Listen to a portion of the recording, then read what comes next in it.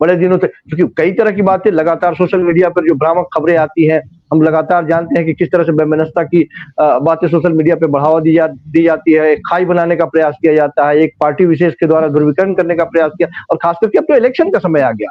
अब छोटी-छोटी चीज़ों को बढ़ा के भी पेश करने की कोशिश होगी। हम ये नहीं कहते कि केवल एक पक्ष के लोग, उस पक्ष के लोग भी इसका पॉलिटिकल या राजनीतिक फायदा उठाने की कोशिश करेंगे।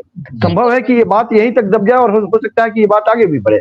आप अपना नजरिया पेश करें। जी, कंचन जी। देखिए, चुनाव के समय में ऐसी चीजों को बढ़ावा देना, देखिए सत्ता पक्ष और विपक्ष दोनों के लिए ही सवाल उठ जाता है ना, और फिर दोनों के दोनों इसका फायदा उठाना चाहेंगे। लेकिन मुझे ऐसा लगता है कि जो इस समय समाज में जहर घुल रहा है, वो जहर घोलने के पीछे क्या कारण है, क्या वजह है, उन सब चीजों पे रोकथाम लगना चाहिए। जब भी आप छोटे-छोटे बच्चों को देखिए, जिनके हाथों में किताब होना चाहिए, वो ऐसी-ऐसी बातें करते हैं, हिंदू राष्ट्र हम बनाएँगे। उनको पता नहीं हिंदू राष्ट्र क्या है, कैसे बनेगा, इन सब चीज़ों से कोई लेना-देना नहीं। बात यहाँ ये घुलती, मैं ये कहती हूँ कि ठीक है, आपने 20 मिनट अगर आप इंतज़ार कर लेते और उनको हटा देते वहाँ से, तो एक अलग बात थी। आपको लात-घूँसे चलाने की ज़रूरत नहीं थी। फिर आप दूसरे दिन आप वहाँ पे बिल्कुल एक तैनात कर लेते कि भाई इस जगह पे आपको नहीं पढ़ना है, दूसरे जगह पे आप जाकर के नमाज़ पढ़िए। बात यहाँ पुलिस की वो जो अपना ड्यूटी कर रहा था, वो ड्यूटी नहीं कर रहा था। उसके मानसिकता में एक ज़हर घुल गया है कि ये वर्दी का उसको काम नहीं दिख रहा था। उसको दिमाग में एक हिंदू-मुसलमान का जो इस समय ज़हर घोला जा रहा है, आखिर ये कौन कर रहा है?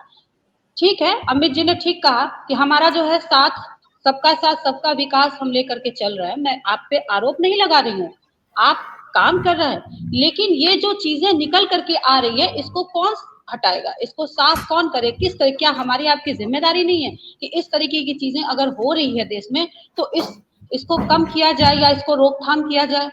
कहीं भी देखिए कोई राम-राम नहीं कहता है, तो उसको मार दिया जाता है। अभी कल ही परसों एक वीडियो वायरल हुआ है जिसमें कि लड़का बोल रहा है कि हमारे जो है देश में इतनी प्रॉब्लम है, ये है वो, तो एक कहता है कि तुम हमारे मोदी जी को कुछ भी कहोगे तो अभी हम अच्छे से तुमको फिर मतलब भाषा उसकी गलत थी और हम तुमको ये भी दिखा देंगे। तो इस तरीके की जो चीजें आ रही हैं, क्या पहले भी राजनीति होती थी, लेकिन इस समय जो एक आक्रामकता देखने को मिल रही है, एक ऐसी चीजें सामने आ रही है जो नहीं आनी चाहिए, जो आगे चल करके बहुत हानिकारक सिद्ध होगा, ये गलत है। सिर्फ वो एक घटना को लेकर के मैं चिंतित नहीं हूँ, मैं उस घटना को लेकर, देश में तमाम ऐसी घटनाएं देखने को मिल रही हैं। ठीक है, उसको सजा दे दिया गया, सब कुछ आपका ठीक है, मैं सब कुछ मान रही हूँ, लेकिन ये मानसिकता क्यों, धारणा क्यों? अभी देखिए आप यूसीसी ही बन रहा था, यूसीसी पर जब कानून लागू किया जा रहा था, उस पर ही मैंने सुना कई लोगों को, अरे हिंदू को इससे कोई नुकसान नहीं है, ये तो मुसलमानों के लिए किया जा रहा है, ये तो मुसलमानों के जो उनकी निकाह की पद्धति उसके लिए किया जा रहा है, जबकि ये तो कानून सबके लिए है। समान नागरिक कानून जब बनाया जा रहा था तो सबके लिए कानून है, इसको चिढ़ाने का काम क्यों? और कई ऐसे नेता हैं जो सत्ता में बैठे हुए हैं, अगर उनके मुंह से ये चीज निकल आती है तो उसके बाद तो फिर कुछ कहने नहीं। तो इन सब चीजों पे मुझे ऐसा लगता है कि नहीं होना चाहिए, और विपक्ष भी मुझे नहीं लगता कि इस पर जोर से आवाज उठा पा रही है। तो जनता इसमें भ्रामकता ना उनके अंदर फैले, क्योंकि विपक्ष अपना काम सही से कर नहीं रही है।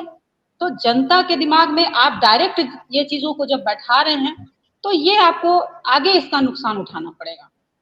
कंचन जी हमारे साथ जुड़ गए हैं रतन तिवारी जी, कांग्रेस पार्टी के नेता प्रवक्ता है।